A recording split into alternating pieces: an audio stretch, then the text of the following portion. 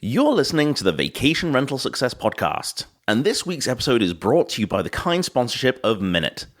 Are you worried about noise complaints and unauthorized parties, or smoking in your rentals? Meet Minute, your peace of mind solution. Minute sensors discreetly monitor noise levels, occupancy, and even detect cigarette smoke, all while respecting guest privacy. Easy to install and manage from anywhere, Minute integrates seamlessly with your smart home devices and enhancing the guest experience while ensuring your property's safety. Say goodbye to sleepless nights and hello to happy neighbors and guests. Protect your investment with Minute. Check the link in the description of this episode to find Minute in our virtual vendor showcase. Without further ado, let's get this episode started. Here's your host, Heather Bayer. In today's episode, I'm joined by my former business partner and good friend, Craig White. You'll hear how I met up with the founder of Canada's first vacation rental listing site back in 1999 and started up a business that kept us in coffee and donuts for over 2 decades. There's a few stories along the way. Some of them we've never shared before. This is the Vacation Rental Success Podcast, keeping you up to date with news, views, information and resources on this rapidly changing short-term rental business. I'm your host, Heather Bayer, and with 25 years of experience in this industry, I'm making sure you know what's hot, what's not, what's new, and what will help make your business a success.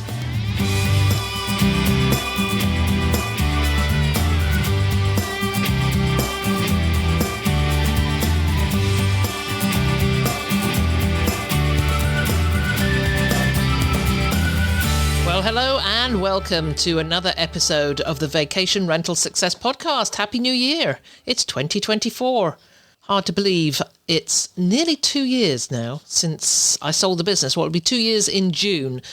And it was around 2 years ago today that we put the business up on the market and started to get interest in it. And I do remember very clearly those few months, the January, February, March of 2022, where it got very, very busy, interviewing lots of prospective business owners and then finally deciding on the people that we really, really wanted to sell our company to. And boy, did we make the right decision.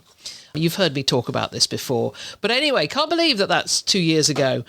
And I've had plenty of time to reflect back on all the years that I was in this business. Of course, I still am in this business, but not anymore on the management side. But you often hear people who've been in the industry quite a few years say, you couldn't make this stuff up. And one day I'm going to write a book about it. And in the 20 years I co-managed Cottage Link Rental Management, there were so many of those days and a lot of stories. We dealt with all manner of things. We dealt with all manner of animals, from bears and squirrels to raccoons and skunks. I'll never forget the call from a guest on the morning of their departure to tell us their dog had been left on the deck while they packed up. And the dog surprised a skunk that was living under said deck. The dog freaked out at being sprayed, ran into the cottage, and by the time the owner was able to corral the dog, it had brushed against every piece of soft furnishing in the place. That was one crazy day. Then there was the goose that died on a cottage lawn and so traumatised the guests inside the home that they refused to venture outside until it had been removed. That was a few long hours while we tracked down someone to bag up the remains, by which time a raccoon had actually come along and done most of the work anyway. That one resulted in a request for a complete refund for the whole week, that the guest was not able to enjoy their stay, even though they'd been there 5 days. We had bats and we had mice and a guest who made friends with a squirrel that came through a hole in the ceiling. There were complaints about goose poop and mosquitoes and noisy frogs. And there were great owners and not so great owners, brilliant guests and those we would never want to see again. I remember a neighbour complaint about a guest who had peed off the end of the dock in full view of the neighbour and his family. And it was made all the more interesting when it was revealed that the guest was the ex-chief of staff to a cabinet minister. Yes, we could write a book. Or we could do a podcast about all the stories that abound in our industry. I want you to stay tuned to the end of this episode because I'm going to be asking for story contributions from you and your chance to come on the show to tell them. But today I'm joined by my former business partner and good friend Craig White to share some more of our stories and talk about what we learned from 20 years in this business, what we would do differently if we started up again, which incidentally neither of us intend to do, and generally we'll reflect on the whole experience. So without further ado, let's move on over to my conversation with Craig.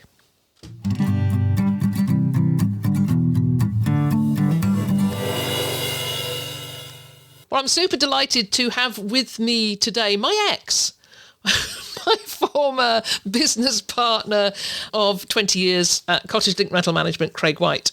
Craig, it's always lovely to see you. We haven't actually been together in person for a few months, so it's an absolute pleasure to have you on the show. Yeah, a great intro. I recall you saying a number of times that a business partnership was like a marriage, and yeah. With good things and bad things, and fortunately, ours ended very amicably. But, yeah, there's a lot of aspects I miss about it, for sure. There's a lot of those morning coffee chats, just see what was on the docket for the day. And when you think about, we did that for, I don't know how long we were using Skype and Slack, but close to 20 years of pretty much every day. Okay, what's happening? Yeah. Exactly. So. And you, just to sort of frame it for our listeners, we lived 3-4 hours apart for probably 17 of those years. Yeah. So it was only in the last 3 years that you moved up just half an hour from me, which was such a shame because it was so nice when we were that close and we could just. Well, then we had COVID and we couldn't anyway. That is true. Yeah, I did enjoy that when we could just, you'd cycle over and then we'd meet up for coffee. Yeah. But yes, 20 years of remote chats, and you're absolutely right. I think, Phil, my husband, for many years of our marriage, he went away for 6 months. I probably spent more time with you in 20 years. And yes, of course, we did part company when we sold the company very amicably. And that's really why I wanted to do this, because we haven't really had this opportunity, have we, just to have a real chat about that whole experience. Because it's been, I was just said in the introduction that 2 years ago at this time, we were just starting to get all that interest in the company and then did all those interviews. And I don't know where all this time has gone. But you are still with Cottage Link Rental Management. So what's your role with them now? Well, we had, as you're aware, when people buy businesses from proprietors or partners, there's usually a period of overlap and transition.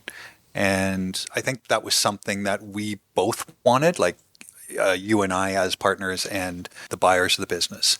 And we wanted to see it proceed in a manner that we were looking for. And, as you alluded to the fact that we talked to a lot of people and that we wanted to ensure that the buyers had a lot of shared vision with us, that our staff was going to be respected and kept on, and their world wasn't going to be turned on its head because, we had, they were as much a family as anything as well, and still are, so I've continued to do the things that I've really liked in the business, and that's going out and talking to owners and doing photography and doing cottage visits. That was always my favorite bit. Now it's all I have to do, which is really great. I don't have to do any of the things that I found less pleasant, like dealing with the odd angry guest or angry owner.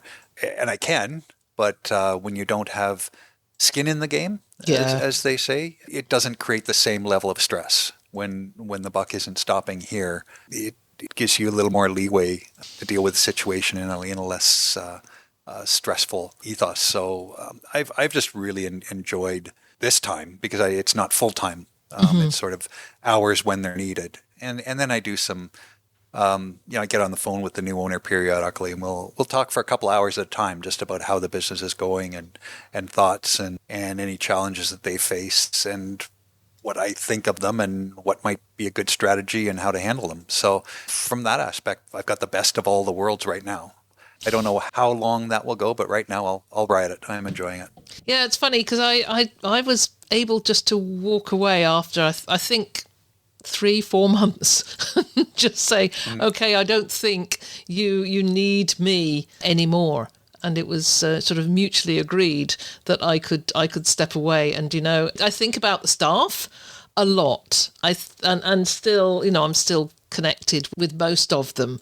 And I have to say, it was only 2 months ago that I finally took myself off the Slack channel.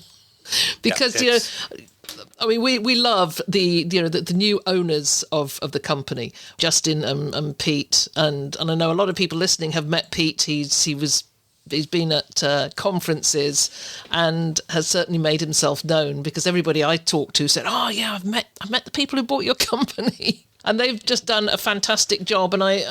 And certainly that I know that was something that we wanted to be assured of at the outset, was that our staff would be looked after, and everybody stayed, and seems like not only are they happy, but they're really thriving. I think so. Talking to a few of them, seeing them take on some new roles. It's funny because you mentioned, they don't need me anymore. I can back away. That's probably true for me too. I just don't want to believe it. I think I'm still of the opinion. No, I'm the guy. You need to have me around to do this, but in truth, they don't. I find less and less things that I'll see in a Slack channel that I would have jumped in on even a year ago. Even the 6 months after we sold the company, I would have been all over. Now it's no. I don't need to get into those, and as a matter of fact, it's probably not advisable for me to get into that, because they, as you say, they're all thriving and growing, and they probably don't really need that. What they need me to do is just the stuff that I've been doing, and no more, no less type thing. So it's satisfying, and at the same time, there's parts of it that I miss. I miss not being in the game, fully some days. But that's the wheel of life, as they say. Well, let's step back a little. Let's step back a little. Let's step back a lot. Just think about when we started out, which was 2003? I think 2003. I mean, you and I had been going for a few years. We had the first discussions. I mean, but even before that, when I was running Clearwater Holidays back in England, and that's when we first met, because Clearwater Holidays was marketing Ontario cottages to the British tourist and travel market. And we needed properties to do that with. And of course, you had the very first listing site in Canada. Was it in first listing site all the way across Canada? Could well have been. Yeah. I mean, there was a couple of hard copy directories. Yeah. I think Tyler's was one that I don't even know if they're around in any way, shape, or form anymore. But that was sort of the printed one, and that we went to the website. But that website, built in the 90s, it was cobbled together with Notepad and HTML. That was the extent of the tool set, and a scanner here and there, and owners would send in photographs for scanning. You forget how much the world has changed in the time that we had that business. Mm-hmm. There wasn't such a thing as a cell phone camera, and most people didn't even have digital cameras. And heck, maybe half people had internet. I think when I started the business, it was still all dial-up. Oh yeah, I remember that noise. Yeah, and so we had to optimize the photos, because you didn't want photos more than 15 or 20K, because they take too long to download. And you had to limit the number of photos on a listing to 2 or 3. So everything's so different. Yeah. Just the tech was all in its infancy, and figuring out how the industry was going to adapt to that. When I was talking about cell phones, I remember a few years into our business, maybe 2005, 2006, when we started using cell phones regularly, and being out on the road doing a cottage shoot, and somebody phoning from the office saying, I remember that. Owner in the air. And we thought this was the cat's pajamas, because we could react so quickly. Just a half hour away, I can now drive over and see this cottage. Stuff that we take for granted now, totally for granted, was just huge news back in the day. And I'm starting to sound old when saying things like back in the day. But hey, getting up there anyway, I'll wear that. Well, but it's not that long ago, really. No, And no. it's just that Well, it depends. speed of change. Yeah, yeah, and over the lifetime of business, and you look what's happening now with AI coming into the business, and all those things that we had to adapt or adopt in one way, shape, or form, or go out of business. Yeah, I think that's still happening, and maybe happening even great at a greater pace now. Because if you're not seeing what AI can do for you, if you're not exploring the advantages of a lot of the new technical platforms that are coming out every year and changing every year, you can fall behind in a real hurry. And then you combine that with regulatory changes, and it's a challenging business right now. You definitely have to be on top of your game. Yeah, I sometimes wonder, there was said when the internet came and all this technology, it was going to be so much better and save so much time and become less stressful. And in fact, it is pretty much the opposite. And of course, as you said, regulations. It was real Wild West when we started out. It's you could do anything anywhere, couldn't you? Pretty much. I remember seeing even some of the cottages that we'd go see because that's changed a lot too. Just the nature of the summer cottage. Even when we started the business, some of those first properties probably don't even exist anymore. I remember going to see a property and talking to the owner about his septic system, and he'd cobbled it together out of 2 oil tanks. The stuff that would make you throw up your hands now and just. But all the MacGyvering of cottage infrastructure that happened in the 70s and 80s and was still around then, things that we had to deal with. And we transitioned, the phrase that we both learned to hate was "it's just a cottage," from owners, because that's in the 70s and 80s. It was just a cottage. It was where furniture went to die, as we said, and transformed. That part of the business has transformed as well. I mean, the cottage I went to see today was this magnificent new build, nicer than any home that I'll ever own, and yet it's somebody's second property. They're not building 3-bedroom rustic viceroys anymore. Yeah, I remember talking about this, back in the early 2000s, talking about this whole concept of going on a vacation to a cottage, and guests were so much more forgiving then because they were just happy to have solid walls and a roof, and they felt really, really fortunate if they had a TV with rabbit ears. And I'm sure a lot of people who are listening to this have no clue what I just said. I have no idea what I meant. The TV with rabbit ears. Yeah, and you didn't really get anything. Maybe if you lived, you might get a station or two. Same with radio. I mean, there just wasn't as much. And the concept of being away, of truly away. Like I was talking with Carrie last week when you would go on vacation, you were away. Mm-hmm. Nobody heard from you for a week or 2 weeks, and you could have been, lost in the woods.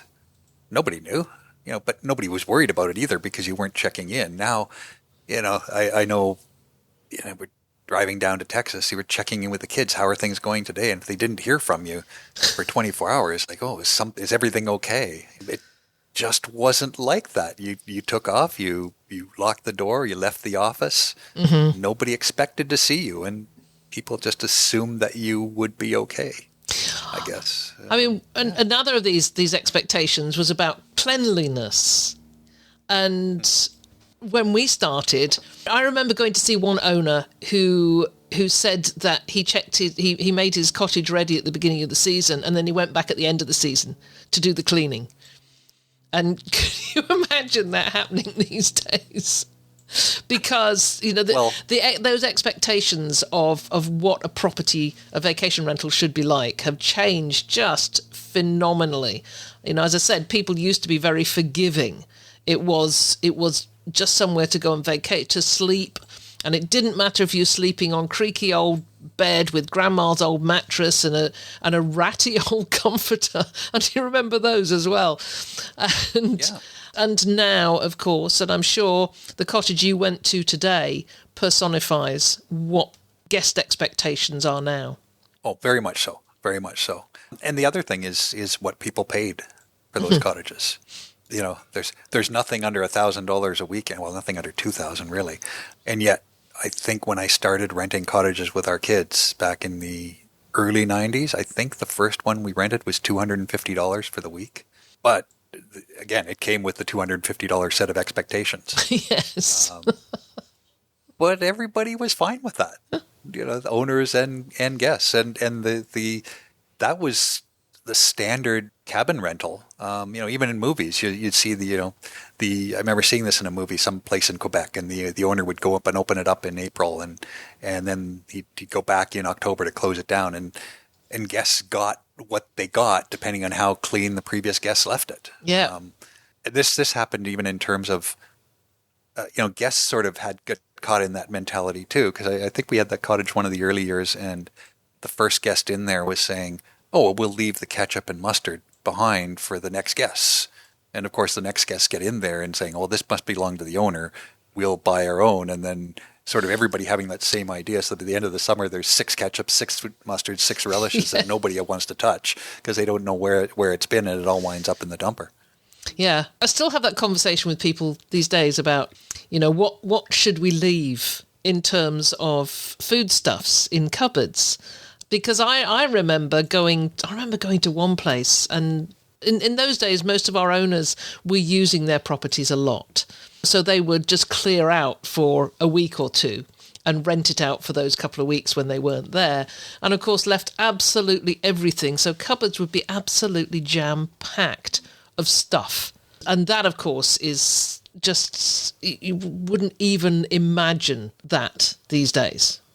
And certainly in places across the US, in some states, you cannot leave anything, not even salt and pepper. And is this like liability? It's safety concerns? It is liability and safety concerns. So if you leave, you certainly don't leave any opened condiments or anything like that. Because I do remember those times of going in to do a changeover in my own place and opening the fridge, and there's just a dozen or so half-empty bottles of condiments, and thinking, well, should I throw these out? And I'm sure at the beginning of my journey in this, I probably didn't. I probably left them in the fridge and let people use them, but wouldn't do it now. But yes, there's some states where it is prohibited to leave anything open. Unlike the beer ferries. You remember the beer ferries? This was on the Moon River property. Was a boat access cottage, and the owner, we got a call from the guests saying that they had been out, and they came back, and there was beer in the fridge that wasn't there when they left, but nothing else had been touched. And this was a big mystery. Like how do we get this to happen at our place? Like, what's the formula? But it turned out the owner had gone up, missed the changeover day, thinking that the changeover they had just got a day ahead in their head. So they went up a day before they were supposed to with their own things. And just the only thing that they had brought with them was a beer. So they left it in the fridge, and they discovered when they were there that they were too early. So they just dropped in. Nobody was around. They left the beer in the fridge and put a note on saying, "Oh, enjoy a few if you like," and then left again, only to come back the next day to do the changeover. But didn't say, of course, that they were there. They just, the only evidence was the beer in the fridge. So we still refer to it as the beer ferries. Yeah, never came across that. Which is way better than Santa Claus when you think of it. Yeah, I can imagine that. Yes, we had some stories. We always said we could write a book, and I think, and I hear this from so many other people in the industry. I want to know what your best story ever is. That's tough, because there was a lot of good ones. Now, we had, I think it's not a sort of an individual story, but one of the most enjoyable things that we did over the years. And I won't mention the name of the guest, but we awarded an annual sort of mock prize, similar to an Oscar, named in honor of this guest, who called us every day to complain about something either minor or bizarre. And everyone in the company, I think there was you, myself, Sandra, maybe Caitlin at the time. There were maybe 4 of us, but and Phil, of course, got to talk to this person over the course of the week and deal with some of her episodes. But the one that I think caught us all when she called and said there was a chipmunk in the cottage, and she demanded that we come and evict it. And those were her words. I remember it well. Yeah, so let's call her Karen. Because it seems to be a... Maybe she was an early Karen. But subsequently at our end of summer luncheon with our staff, we would always do a mock presentation of the Karen for the guest with some of the most ridiculous issues of the year. So that was always a little... I always enjoyed that. It was something that was fun, and it helped us laugh at things that would have been stressful at the time, but just here's another candidate for this year's Karen Award winner. I apologize to the Karens out there. I always remember the one, and I think it was one of that little property down on Lake Erie. It was one of yours. Could have been Erie Shores. No, tiny little place. It's thinking time. Tiny little place. It was one that had the outflow out into the lake, because people would comment on that one.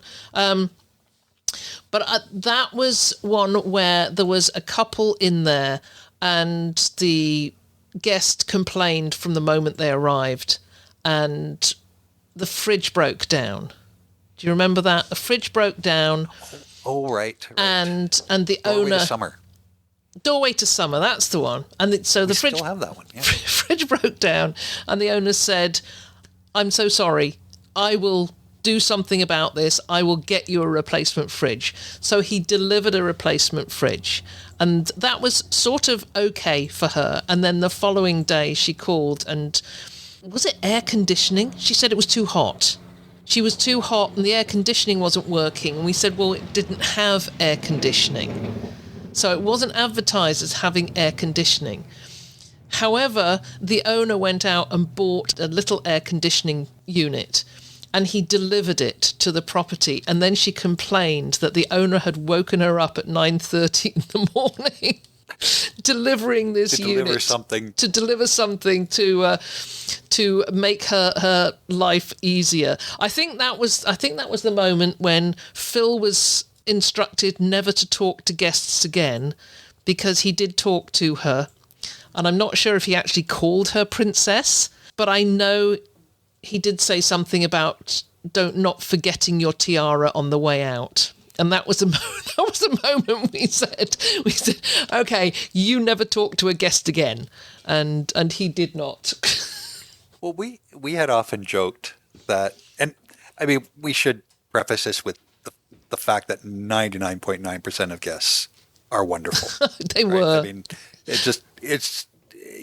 when you're doing 15, 16, 1,700 bookings a year, and we're pulling out a few stories, they're by far the exception rather than the rule. But that's what makes them so much fun. And I remember that one for sure, because I remember that I was heading off on my annual bike trip, because that was a Labor Day weekend. Yes. Yeah.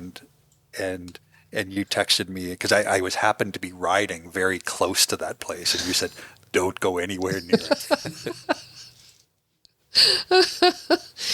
Yeah. We often joke that we would, before we ended, our time with the company, that we both would allow ourselves to go off on one guest or one owner, just to let loose all the closest I ever heard you to losing it with a guest was somebody had phoned, and we told everybody what was in the cottage, and as you say, we didn't advertise air conditioning on that one, but somebody had phoned and said, "I can't find the dishwasher," and your reply was, "Did you leave him in the car?" Oh, yes, I can't find the dishwasher. Yes, there's no dishwasher. I can't believe there's no dishwasher. Well, there's no dishwasher on the listing. But you can't advertise a property without a dishwasher. That's what I said. Yeah. Yes, use the one that was in the car and perhaps drove you there. We're just going to take a short break from this interview to hear from our sponsor, Minute. Nathan Smith, the head of Enterprise Sales North America, answers some of the most common questions asked about the product.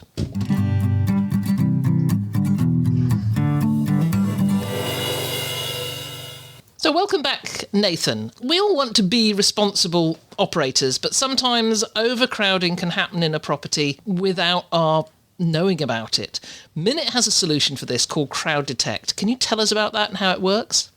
Right, yes. While most people do go straight to the idea of noise detection, our Crowd Detect feature actually might be just as valuable in stopping noise or a party. So Minute has a feature that detects the number of Bluetooth devices in your rental. So based on your expected occupancy, there would be a threshold for the expected number of devices. Now, that's rarely one-to-one, right? Most people may have more than one device when they rent your property. So for a rental of 4, we may expect something like 8 to 10 devices. But if suddenly the number of Bluetooth devices detected is showing as something like 25, for instance, or any number over that threshold, we'll send you an alert. And in many cases, this will give you the opportunity to potentially stop a party or a noisy issue before it even begins. So the goal here isn't to detect one extra person and relate specifically to overoccupancy by one, but rather a tool that helps you to know if there's a crowd forming. And I think it's helpful because there are some tools out there that may do something similar, but often require you to log into the Wi-Fi. In this case, we don't. It's simply counting Bluetooth devices. So if you've actually got a party happening and people are gathering at such a number that they're no longer asking for the Wi-Fi password, they're still counted. So stop the party before it starts with the Crowd Detect feature. Thank you.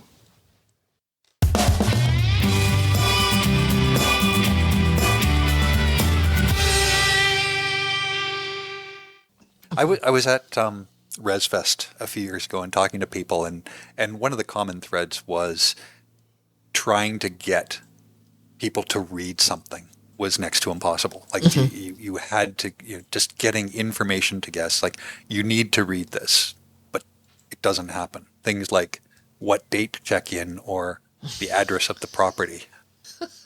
Which is a great segue. You could take... Well, there's a couple, I remember Phil and I on a Sunday evening, and we rarely had Sunday check-ins. So it was a Sunday evening and we were at home and, our office was in the basement, but we weren't down there. We were sitting out on the deck and having a beer or two and just enjoying the fact that it was nice and quiet. And we heard a car come up the road. And I thought, well, we're really out in a rural area, and we were on a dead end road. So anybody driving up is coming to our place. So I went out of the door to see this van outside, and it's packed with people. And the guy gets out and he says, "Hello," and I said, "Yeah, hello. How can I help you?" And he said, "Well, we're here." Okay, I can see that you're here, but why are you here? Well, we've rented this house. And I said, no, you're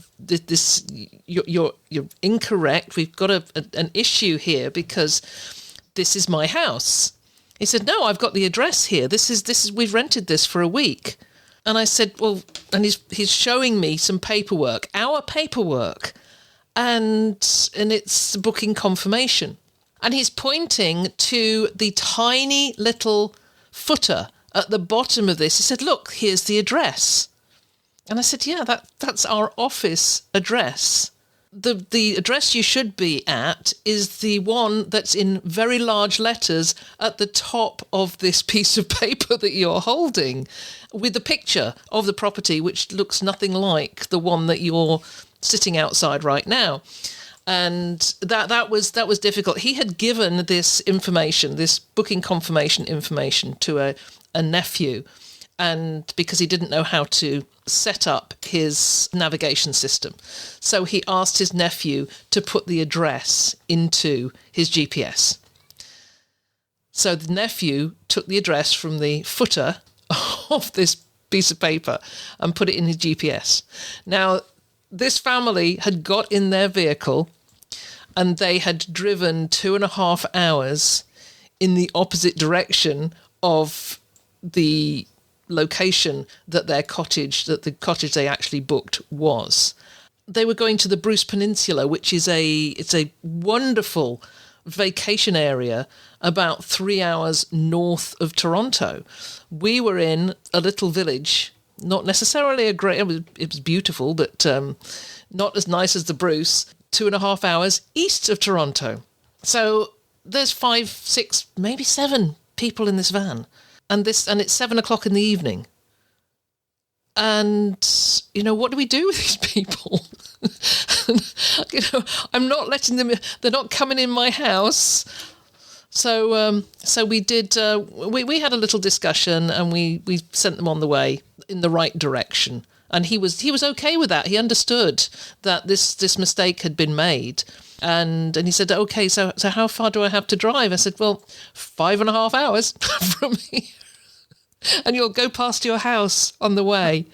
That was I remember that so well. But the thing that always struck me about that is, at what point? I mean, the sun sets in the west, and you're heading west, and you're driving away from the sun for more than at what point do you not question where you're going? I think when I'm going somewhere, I've already mapped everything out. I've looked at Google Maps. I've seen exactly where I'm going. But of course, we dealt with so many different people, a lot of new Canadians, people who hadn't been in the country for that long, and it was this rite of passage to go to a cottage on vacation. So I completely understood. I mean, this was many years ago, and I think now I would have probably dealt with it in a different way. I think I might have been a bit more empathetic with their dilemma. I've just watched Will Guidara, who wrote Unreasonable Hospitality, deliver a presentation, and when I was thinking about talking to you about this, and I thought, would I have done what sort of unreasonable hospitality could I have delivered to this family of 7 or 8 or 10? I don't know how many were in that van. Could I have dealt with that differently? Would you have dealt with it differently? As you say, there's very little you can do. It's a mistake, but you've got nothing really to offer them. I mean, you could say, okay, everybody out of the van, stay here, and you're going tomorrow, but I mean, that's a big ask. When, it is a 5-hour drive. I mean, as I recall, we called up the owner and we said, yeah, your guests are going to be late. This is what's happened. And I, probably some things that we could do. Maybe offer them a meal along the way or something like that. It's not on us, but we can make it better for them. Yeah. I mean, the mistake is not on us. The meal won't be on us. But, when I think back, I think maybe I could have, they've been in the car for 2.5 hours, come in and use our facilities, and then off you go, and here's a nice place to stop and have a meal. Just sit down, relax, have a meal, and then drive the rest of your 4.5 hours or whatever there is, or maybe even go back home and stay overnight and try again the following day. But, coming back on this whole issue of people not reading things, because there were other stories of people arriving a day early or arriving a week early. Yes, when you've got two families arriving at the same time. Yeah, that's happened. That happened this year again, too. Yeah? It happened up at Terriwell, a very expensive property. Somebody in the family books a vacation and just looks at the dates wrong somehow.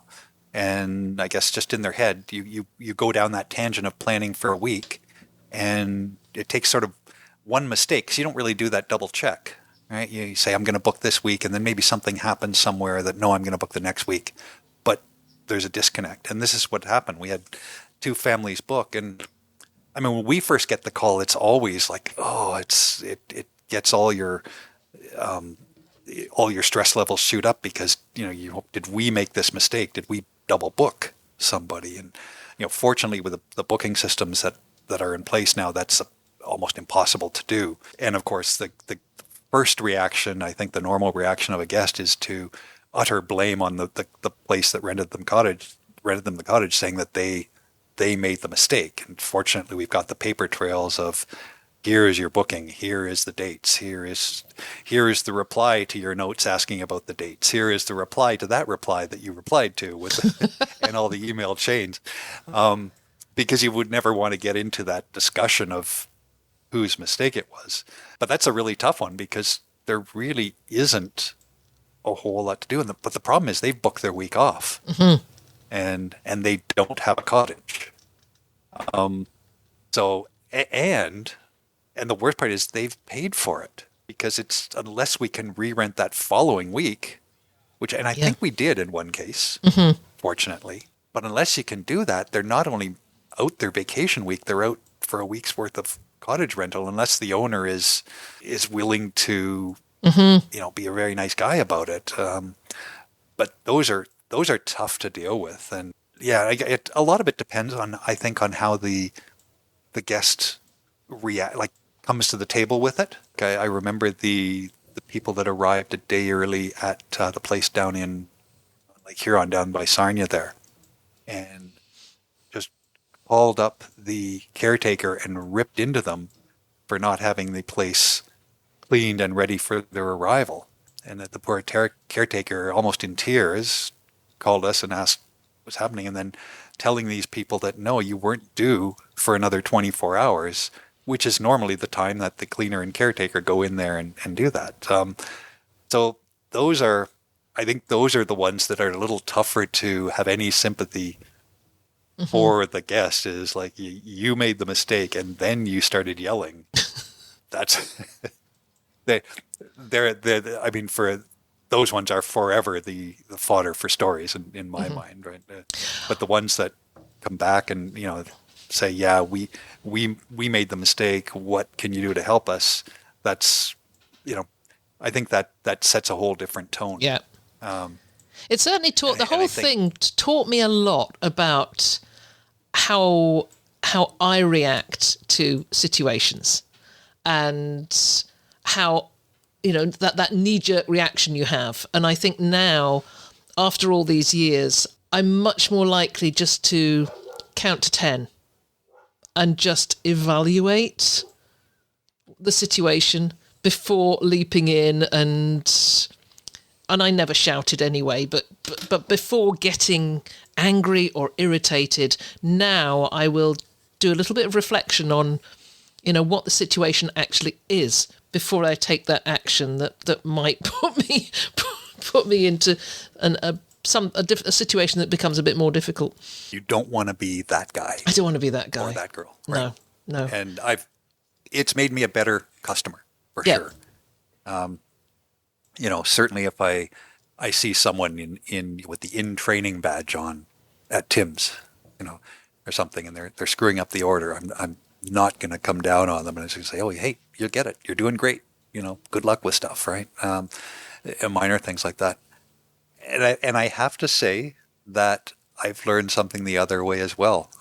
I had an issue this year with a large corporation that I had ordered something and was just being given a complete runaround with a contract and being very conscious for a couple of months of not being that guy. Oh yeah, we got it delayed. These things happen. No worries.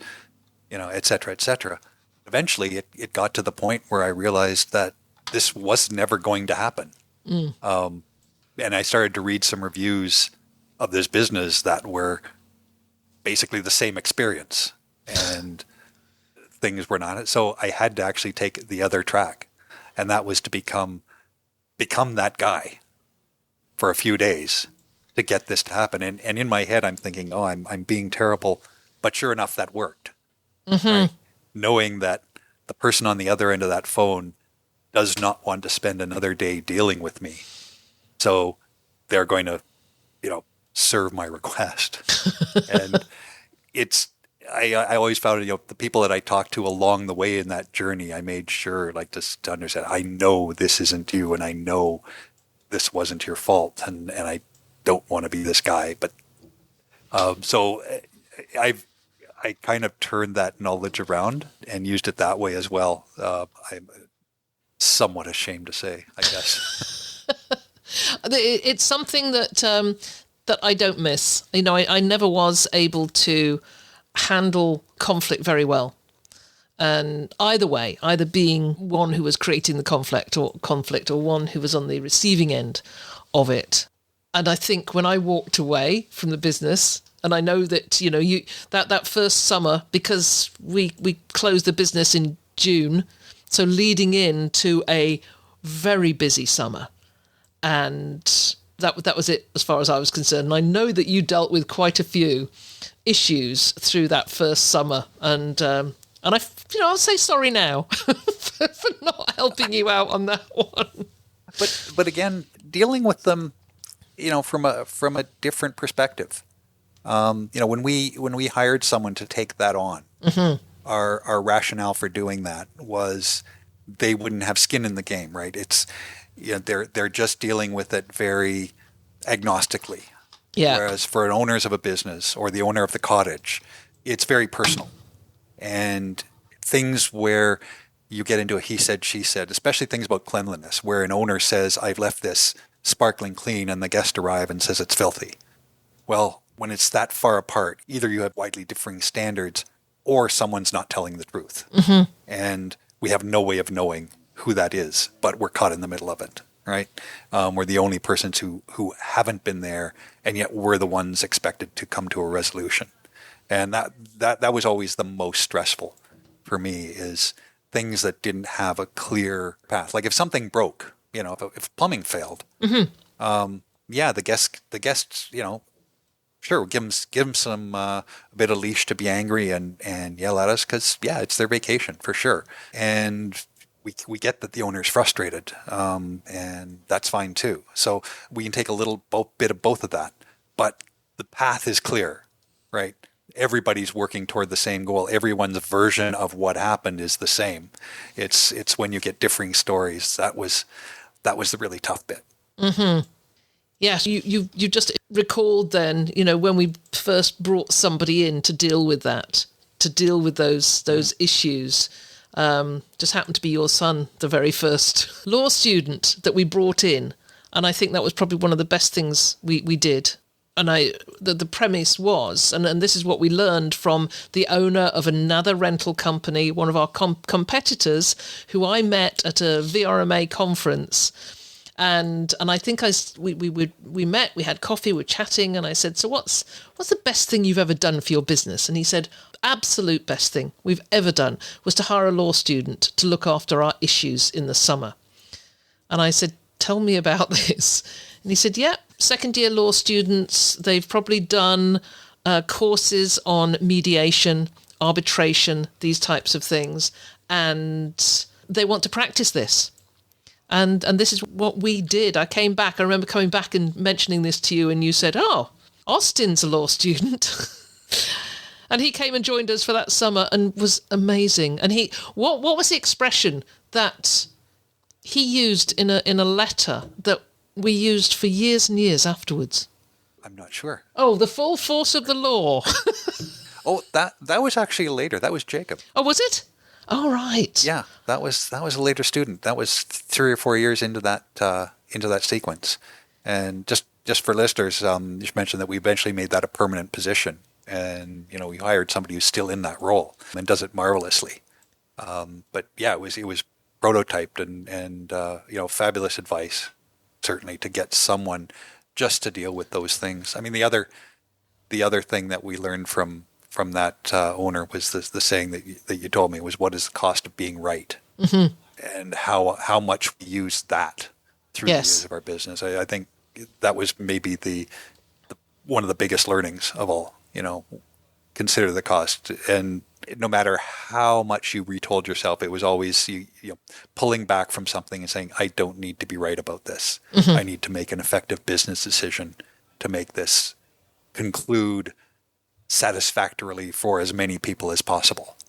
And, if that means I'm wrong, or even if I am right, I don't have to be seen to be right, or I don't have to prove it. Right? Yeah. I don't need to be right on this. Yeah. That's a tough thing. That's very tough. It is tough because you think you're letting them get away with it. And I know Phil used to say that, well, you're letting them get away with it. But no, what we're taking away, they may get away with it. They may do it again. We're not in control of what they do with the rest of their lives. And us carrying on with an issue is not going to make them different. It's not going to make them behave any differently in the future. So if you just back off, let it go, we are going to feel better. If they feel better, that's fine. I don't care. But we are going to feel better too. One of the things I remember is we had a guest who was very angry right from day one. And it became very unpleasant to deal with. And we sort of nursed him through that week. And then I remember going to this cottage to do a photo update and seeing how it had not sort of been kept up and seeing exactly what he meant. Mm-hmm. And getting his full experience and saying, oh, I understand now. Perhaps he could have presented it better.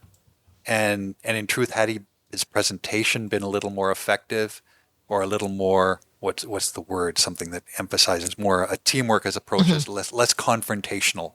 Yeah. I think we probably could have done something a lot more, but the way the problem was approached, it immediately became confrontational, and both of us just couldn't wait to finish that week. But I remember getting that experience maybe about a year or 2 years later and thinking, it would have been nice to have this information then, because I think my response would have been different. Because, we've spent some time talking about errant owners or errant guests, but, in 20 years, I'm sure we made our a share of things. I think there was properties that we had listed and maybe missed things on, or key items that say, oh, I forgot to mention that this was the case. Or I think there was one I did up on Kuchaching that I was spoken with the owner, and they had talked about maybe getting internet, but never did. And they, in fairness to them, they never confirmed it with me. And we had gone ahead and listed it. And we had a very angry guest who absolutely needed that internet when they were there. And that was a case of, we screwed that one up. But wasn't that one where you got in the car and you drove there with a Rogers stick? I did. Yep. Yeah, with a stick that I still have, because we did retrieve it at the end of the summer. But, that was, in fairness, that was a case for the guest to be legitimately angry with us. So, it costs a day of driving and a fair bit of coin just to subscribe and get all that internet. But one of those things. So, but I think we're part of her stories now too. This company did this. So everybody has a story. And hers on us is complimentary too. So I think the stories that always, the worst ones for me was those calls we'd get on Saturday night at 5:30, 6 o'clock, 2 hours after check-in, from the lead guest saying, I think I've been scammed. Oh, and yes. They've rented something out of a paper somewhere off of an internet classified site without doing a lot of research, and then sent money, through wire transfer or something, only to discover that what they rented didn't exist. And I always felt so bad for those families, because they've driven up with all this anticipation and just get there, and this growing realization, you'd have to go through all 7 stages of grief in about a half an hour. And, just the realization that you've been taken for your money. And that used to all at once infuriate me, that somebody would do this to people, and just feeling so much for these people. And on, I think we'd get at least one of those calls every summer. Mm-hmm. And sometimes we were able to help them, which to me was great. I think more than one occasion we called an owner who had a week free and explained to them what had happened, and say, can you help us out? Just to make it clear, these people hadn't booked through us. They had just found us because they were trying to salvage, a vacation at the last minute, but we were able to get them a deal and get them into a place and at least, salvage something of the vacation. But that was always the worst story to hear. Yeah, I remember that.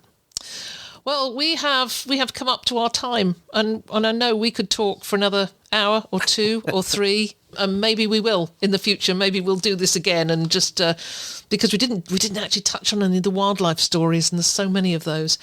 So we'll probably come back and do maybe a part 2. But Craig, it's been absolute pleasure chatting with you again, just reliving some of this. Is it a pleasure reliving some of this?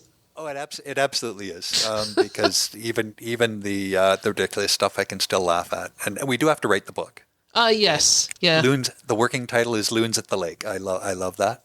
So yeah, there's lots I still have. So if you want to do episode 2 of this, I'm down. Yeah, I think we should. But for now, I'm going to let you go. It's a Saturday evening. It's just before New Year's Eve, and you don't have to deal with guests this weekend, right?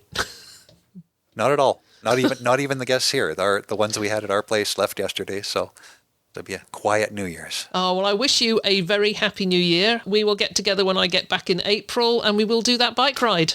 I will watch you use all that leg power going up the hills while I just press my throttle.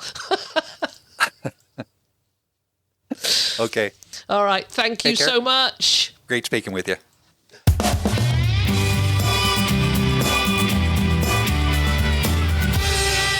Well, that was great. Great conversation with Craig. I haven't talked to him for a couple of months, so it was a good catch-up and a really good trip down memory lane, all those stories. So we did say there were so many stories we wanted to tell, and we just ran out of time.